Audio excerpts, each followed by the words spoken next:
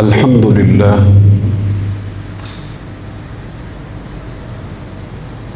لله نحمده ونستعينه ونستغفره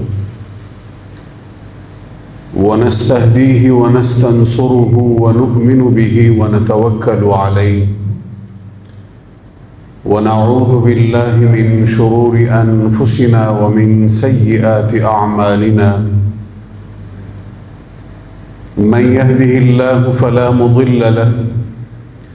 ومن يضلله فلا هادي له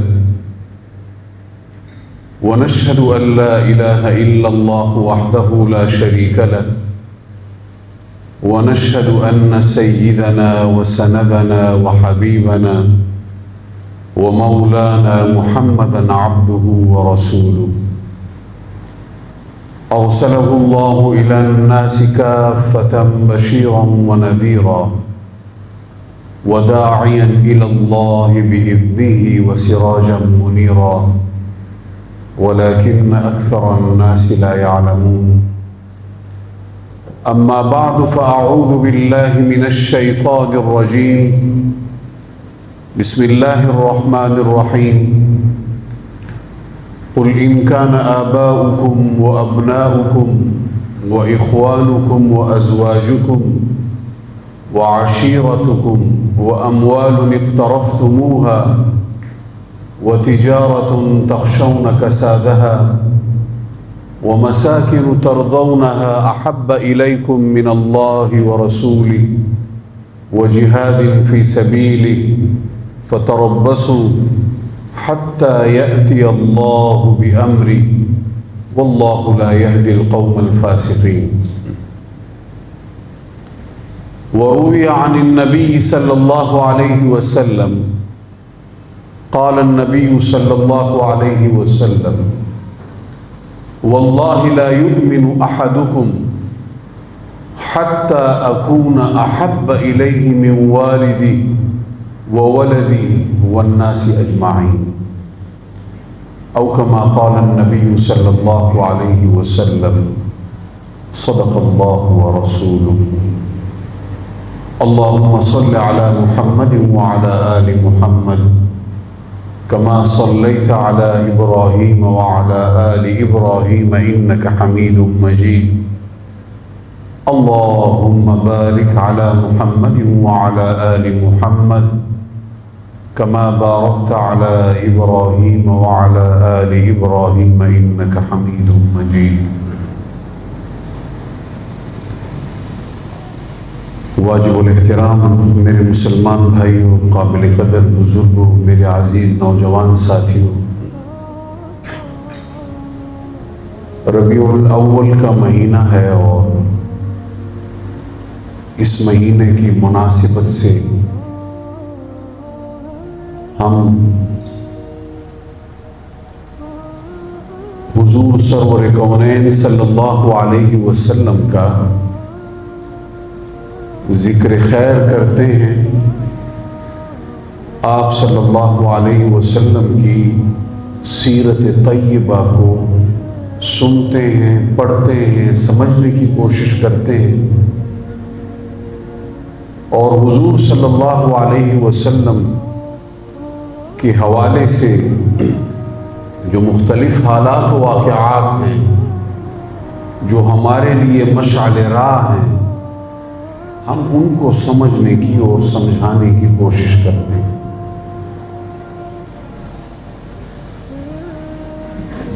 جناب نبی کریم صلی اللہ علیہ وسلم نے ایک موقع پر ارشاد فرمایا کہ آپ میں سے کوئی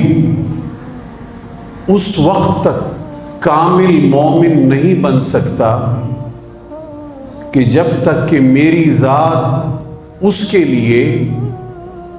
اس کے قریب ترین عزیزوں اور قریب ترین چیزوں سے بھی زیادہ محبوب نہ ہو جائے، اس وقت تک وہ انسان مومن نہیں کہلا سکتا، صحیح معنوں میں جو مومن ہے۔ اور پھر حضور صلی اللہ علیہ وسلم نے یہ بھی ارشاد فرمایا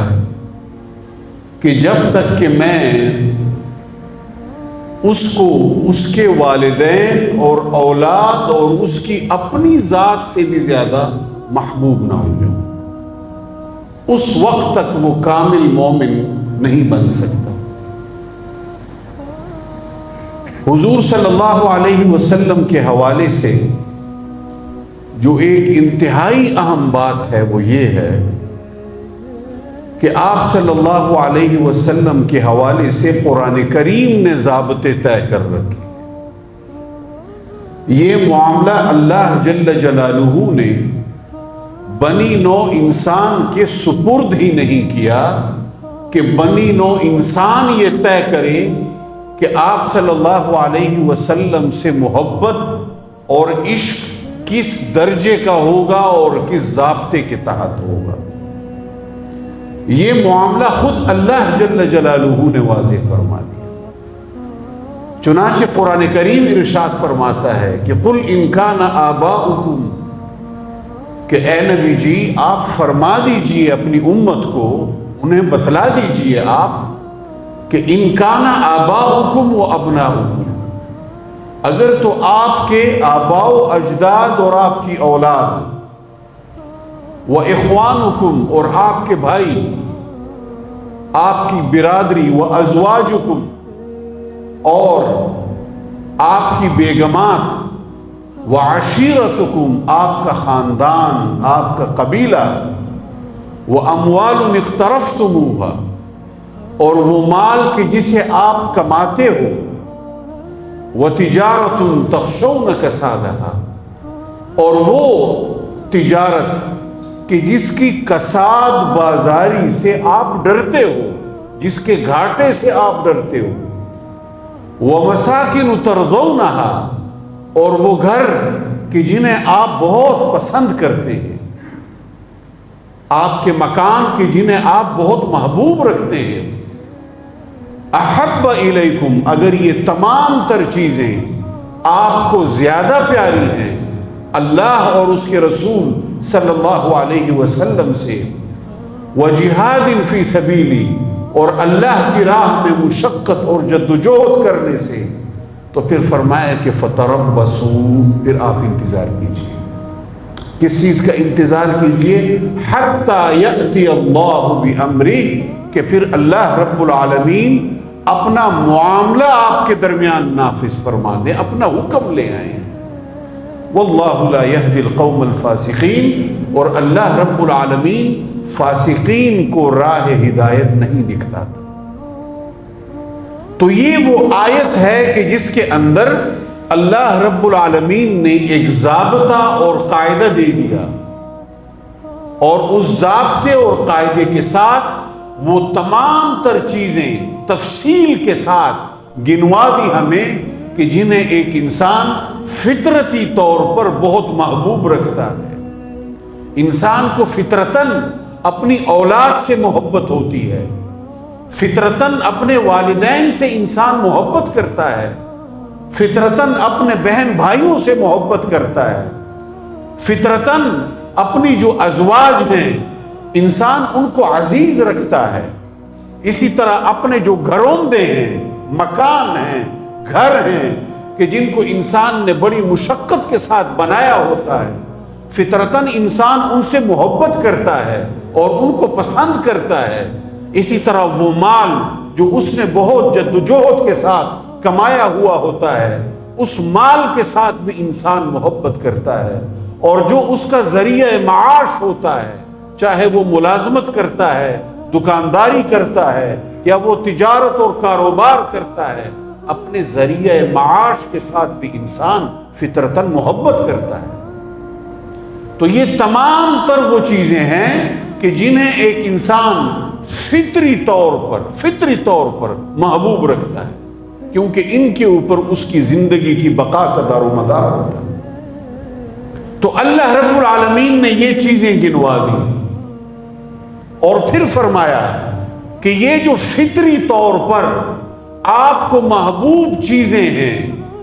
جب تک آپ اللہ اور اس کے رسول صلی اللہ علیہ وسلم سے ان چیزوں سے زیادہ محبوب آپ اللہ اور اس کے رسول کو نہیں رکھیں گے ان چیزوں سے زیادہ، اس وقت تک آپ کامل مومن نہیں بن پائیں گے۔ اور اگر یہ چیزیں زیادہ محبوب ہیں تو پھر اللہ کا حکم وہ نافذ ہو کے رہے گا، اللہ کا جو امر ہے اور اللہ کا جو معاملہ ہے وہ پھر آپ کے اوپر آ کر رہے گا، اور وہ آزمائشیں ہیں اور عذاب۔ اور اللہ رب العالمین نے یہ بھی اعلان فرما دیا کہ اللہ تعالیٰ فاسقوں کو راہ ہدایت نہیں دکھلاتا، یہ پھر فسق ہے، فجور ہے کہ اللہ اور اس کے رسول پر ایمان بھی لایا جائے اور یہ چیزیں انسان کو زیادہ محبوب ہوں اللہ اور اس کے رسول سے زیادہ۔ اب نظریاتی اعتبار سے تو انسان کہتا ہے، قولی طور پر تو انسان یہ اقرار کرتا ہے اور یہ کہتا ہے کہ مجھے اللہ تعالیٰ سے اور اس کے رسول صلی اللہ علیہ وسلم سے زیادہ محبت ہے، ان تمام تر چیزوں سے مجھے زیادہ محبت ہے اللہ اور اس کے رسول صلی اللہ علیہ وسلم سے۔ لیکن پھر انسان کے اوپر آزمائش آتی ہے، کوئی ایسی آزمائش آتی ہے، امتحان آتا ہے کہ جس میں اسے پھر چننا پڑتا ہے۔ ایک طرف رسول اللہ صلی اللہ علیہ وسلم کا حکم ہوتا ہے اور دوسری طرف برادری میں ناک اونچی رکھنے کا معاملہ ہوتا ہے۔ ایک طرف رسول اللہ صلی اللہ علیہ وسلم کا حکم ہوتا ہے اور دوسری طرف کوئی تجارتی اور کاروباری معاملہ ہوتا ہے کہ جس میں کوئی تھوڑا بہت نقصان اور گھاٹے کا ہمیں خدشہ ہوتا ہے۔ ایک طرف رسول اللہ صلی اللہ علیہ وسلم کا حکم ہوتا ہے اور دوسری طرف ہماری ازواج کی فرمائشیں ہوتی ہیں یا ہماری اولاد کی فرمائشیں ہوتی ہیں یا ہمارے برادری کے دستور ہوتے ہیں اور ریت رواج ہوتے ہیں، تو پھر یہ آزمائش ہوتی ہے انسان کی، اور یہ ابتلا ہوتی ہے، یہ امتحان ہوتا ہے انسان کا کہ اب وہ عملی طور پر کس بات کو اختیار کرتا ہے، رسول اللہ صلی اللہ علیہ وسلم کے حکم کو اختیار کرتا ہے یا پھر ان چیزوں کے آگے وہ مجبور ہو جاتا ہے۔ اور یہی اس کا امتحان ہوتا ہے، عملی امتحان ہوتا ہے۔ وگرنہ قولی اعتبار سے زبانی طور پر تو ہم اس بات کے دعوے دار ہیں کہ ہمیں رسول اللہ سے انتہائی حد سے زیادہ عشق ہے، ہمیں محبت ہے جناب نبی کریم صلی اللہ علیہ وسلم سے، اور ہم اس محبت کا دم بھرتے ہیں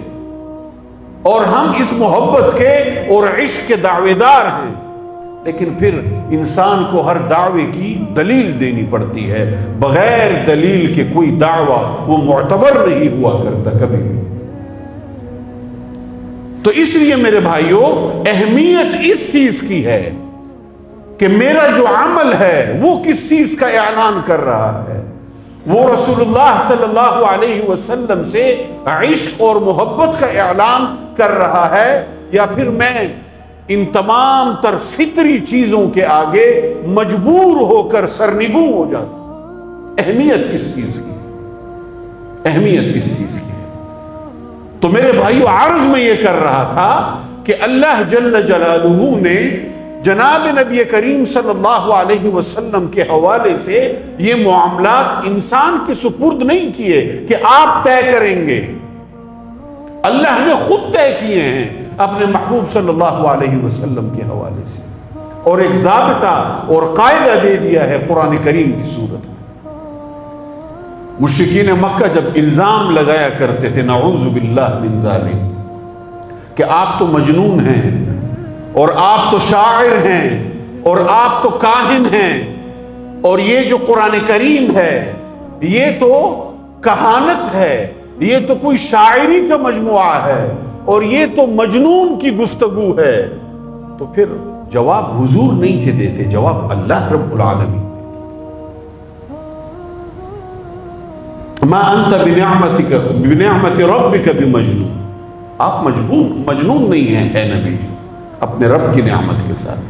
آپ تو رحمت للعالمین، وما ارسلناک الا رحمت للعالمین، آپ کو تو ہم نے عالمین کے لیے رحمت بنا کے بھیجا ہے۔ یہاں پہ بہت باریک نکتہ ہے، قرآن کریم بالکل ابتدا میں جب اللہ کی مدح اور سرائی کا مقام ہے جہاں پہ الحمدللہ رب العالمین کہ تمام تر تعریفیں اللہ کے لیے ہیں. کیوں؟ کیونکہ وہ عالمین کا رب ہے. تو جہاں رب کی ربوبیت کا اعلان ہے وہاں بھی عالمین کی بات ہے،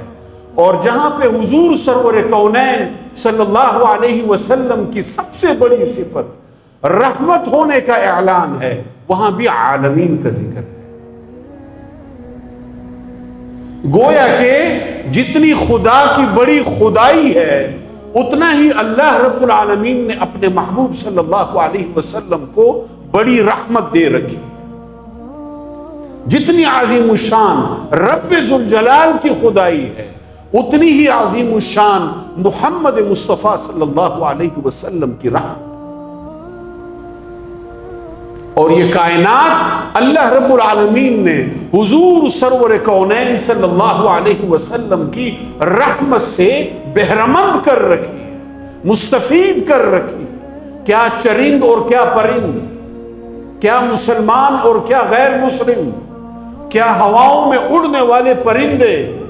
اور کیا سمندروں کی گہرائی میں موجود مخلوق اور کیا پہاڑ کی چوٹیوں پر بسیرا کرنے والی مخلوق، یہ تمام کی تمام مخلوقات محمد الرسول اللہ صلی اللہ علیہ وسلم کی رحمت سے مستفید ہیں، تمام کی تمام تر مخلوقات. وگرنہ آج انسان کے جو کرتوت ہیں یہ کائنات اللہ رب العالمین لپیٹ چکے ہوتے. اللہ کی جو فطرت مقدسہ ہے، جو سنت عالیہ ہے، وہ سنت عالیہ جاری ہو چکی ہوتی. کوئی طوفان نوح کی طرح کا عذاب آ چکا ہوتا، قوم عاد کی طرح کا عذاب آ چکا ہوتا، قوم سمود کی طرح کا عذاب آ چکا ہوتا، اور یہ نظام لپیٹ دیا گیا ہوتا. لیکن یہ جناب نبی کریم صلی اللہ علیہ وسلم کی رحمت کا صدقہ ہے کہ جو ذی روح ہے وہ بھی موجود ہے اس زمین کے اوپر، اور جو غیر ذی روح ہے وہ بھی موجود ہے اس زمین کے اوپر. وگرنہ انسان اپنی تمام تر حدیں پار کر چکا ہے، تمام تر حدیں پار کر چکا ہے. ہر طرح کی غیر اخلاقی، ہر طرح کی غیر قانونی اور ہر طرح کی غیر فطرتی حد انسان پار کر چکا ہے آج میرے. لیکن یہ جناب نبی کریم صلی اللہ علیہ وسلم کی رحمت کا صدقہ ہے. تو میرے بھائیوں، رب ذوالجلال نے جناب نبی کریم صلی اللہ علیہ وسلم کے حوالے سے معاملات یہ خود طے کر رکھے ہیں. اللہ نے جواب بھی خود دیا مشرکین مکہ. اللہ نے جناب نبی کریم صلی اللہ علیہ وسلم کی جو عقیدت ہے اور آپ کے جو ادب و آداب کے قرینے ہیں اور ضابطے ہیں وہ بھی خود طے کیے ہیں. یا ایھا الذین آمنوا لا تقدموا بین یدی اللہ ورسولہ، اے ایمان والو اللہ اور اس کے رسول سے آگے مت چلو، پیچھے پیچھے چلو رسول اللہ صلی اللہ علیہ وسلم کے ہر معاملے میں. اور اے ایمان والو لا ترفعوا اصواتکم فوق صوت النبی، رسول اللہ صلی اللہ علیہ وسلم کے سامنے اپنی آوازیں بلند مت کرو. ایسا نہ ہو کہ آپ کے تمام تر اعمال غارت کر دیے جائیں. اور لا تقولوا راعنا وقولوا انظرنا، راعنا مت کہو، انظرنا کہو. یہ جناب نبی کریم صلی اللہ علیہ وسلم کہ ادب کے قرینے ہیں جو قرآن کریم ارشاد فرما رہا ہے. یہ ادب کے ضابطے ہیں جو قرآن کریم ارشاد فرما رہا ہے اور ہمیں سکھا رہا ہے. تو یہ تمام تر معاملات اللہ رب العالمین نے خود طے کر رکھے. اور پھر جب حضور صلی اللہ علیہ وسلم کی رحمت کا اعلان ہوتا ہے کہ وما ارسلناک الا رحمتا للعالمین، کہ ہم نے آپ کو عالمین کے لیے رحمت بنا کر بھیجا ہے، عالمین کے لیے. تو عالمین تو میرے بھائیوں بہت آگے کی چیز ہے. پتہ نہیں کتنے عالم ہیں، مختلف تفسیرات ہیں، مختلف تشریحات ہیں، مختلف توجیحات ہیں. یہ جو انسانوں کا عالم ہے کہ جس میں بنی نوع انسان رہتا ہے، اگر صرف اس کے اوپر گفتگو کی جائے کہ حضور سرور کونین صلی اللہ علیہ وسلم انسانی عالم کے لیے کیسے رحمت بنا کر بھیجے گئے، تو یہ موضوع ہی ختم نہیں ہوگا، اس موضوع کا ہی احاطہ نہیں ہو پائے گا، اس موضوع کا ہی احاطہ نہیں ہو پائے گا۔ حضور علیہ السلام سے پہلے کیا معاملات تھے میں اور آپ جانتے ہیں، کیسے بچیوں کو زندہ درگور کیا جاتا تھا، بِأَيِّ ذَنبٍ قُتِلَتْ، اور کیا سلوک ہوتا تھا بیواؤں کے ساتھ، کس انداز میں ان کو عدت بیوگی کی عدت گزارنے پر مجبور کیا جاتا تھا۔ ہم نے تو متحدہ ہندوستان کے قصے سن رکھے ہیں، ہندوؤں کے قصے ہم نے سن رکھے ہیں کہ کس انداز میں وہ شوہر کے مرنے کے بعد بیوہ کے ساتھ سلوک کیا کرتے تھے۔ ہمیں مشرکین مکہ کا نہیں پتا کہ وہ کیا سلوک کیا کرتے تھے اور کس انداز میں الگ تھلگ کرتے تھے اس کو، اس سے عام زندگی کا حق لے لیتے تھے۔ اس نے ہنسنا نہیں ہے، عام زندگی نہیں گزارنی، 1 سال تک 2 سال تک، اور پھر جب وہ عدت پوری ہونی ہوتی تو ایک روایت میں یہاں تک آتا ہے کہ کسی پرندے یا جانور کو لایا جاتا، اس کو اس کی شرمگاہ کے ساتھ رگڑا جاتا، اور پھر اس کے بعد یا اس کو آزاد کیا جاتا اور یا اس کو ذبح کیا جاتا، اور یہ اعلان ہوتا کہ اب یہ پاک صاف ہو گئی ہے، ہر طرح کی نحوست سے، وہ جو بیوگی کی نحوست تھی اس سے اب یہ پاک صاف ہو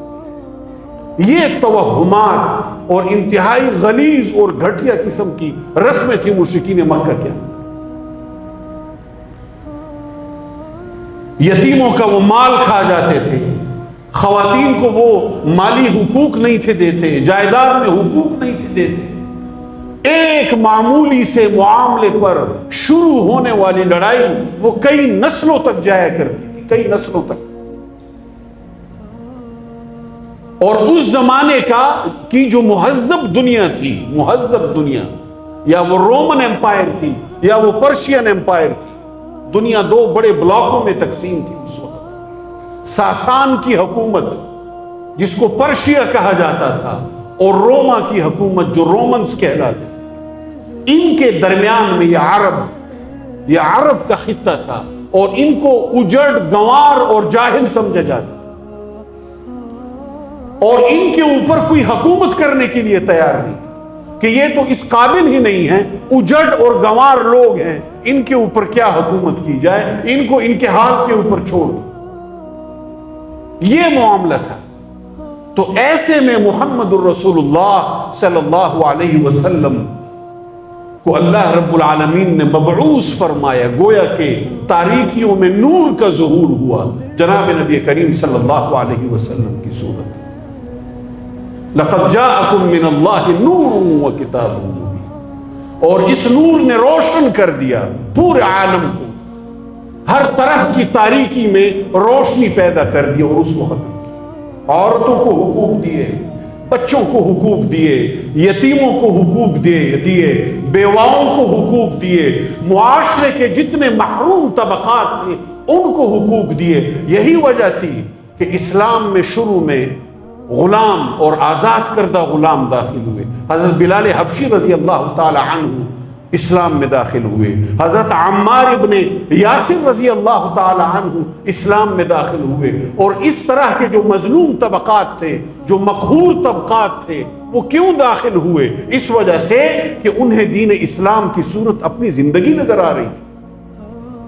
اخروی معاملات تو بعد کے تھے، یہاں دنیا میں انہیں اپنی زندگی نظر آ رہی تھی کہ اسلام ہمیں زندگی دے گا، ہمیں رہنے کا حق دے گا، ہمیں آگے بڑھنے کے لیے برابری کی سطح پہ مواقع دے گا۔ اور میرے بھائیوں، پھر ایک وقت وہ بھی آیا، اور بہت جلد آیا، محض 70-80 سال کے عرصے کے اندر وہ وقت آیا کہ امت مسلمہ کے بڑے بڑے جو علماء تھے، بڑے بڑے علماء، وہ آزاد کردہ غلاموں کی اولاد تھے۔ وہ بڑے بڑے علماء کہ جن کے پیچھے ہزاروں لاکھوں لوگ چلا کرتے تھے اور ان سے فیضیاب ہوا کرتے تھے، وہ آزاد کردہ غلاموں کی اولاد تھی۔ یہ وہ دین اسلام کا نظام تھا۔ یہ وہ سرور دو عالم صلی اللہ علیہ وسلم کی رحمت تھی جو آپ صلی اللہ علیہ وسلم کی صورت برسی اس روئے زمین کے اوپر، کہ جس نے غلاموں کو ایسے حقوق دیے کہ آنے والے زمانوں میں ان کی جو اولادیں تھیں وہ مقتدا بنے، وہ سردار بنے زمانے کی۔ یہ وہ رحمت تھی جناب نبی کریم صلی اللہ علیہ وسلم۔ تو میں اور آپ کیوں محروم ہوں میرے بھائیوں؟ ہم تو نام لیوا ہیں آپ صلی اللہ علیہ وسلم، ہم تو دم بھرتے ہیں محمد الرسول اللہ صلی اللہ علیہ وسلم، تو پھر یہ صرف زبانی اور کلامی کیوں ہو؟ یہ ہمارے عمل میں کیوں نہ آئے؟ جب شادی کا موقع ہو، سوگ کا موقع ہو، معاملات کا موقع ہو، تجارت کا موقع ہو، کانٹریکٹ اور معاہدے کا موقع ہو، کوئی ٹرانزیکشن کا موقع ہو، تو ایسے وقت میں پھر ہم حضور سرور کونین صلی اللہ علیہ وسلم کے حکم کو پس پشت کیوں ڈالیں؟ بس ضرورت اس امر کی ہے کہ میں اور آپ اس امر کے اوپر توجہ دیں میرے بھائیوں۔ آج ضرورت ہمیں اس بات کی ہے کہ ہم آپ کے عشق کو اپنے عمل کے اندر لیں گے، اپنے عمل کے اندر۔ اللہ رب العالمین سے دعا ہے کہ ہمیں عمل کی توفیق نصیب فرمائے۔ وآخر دعوانا الحمدللہ رب العالمین۔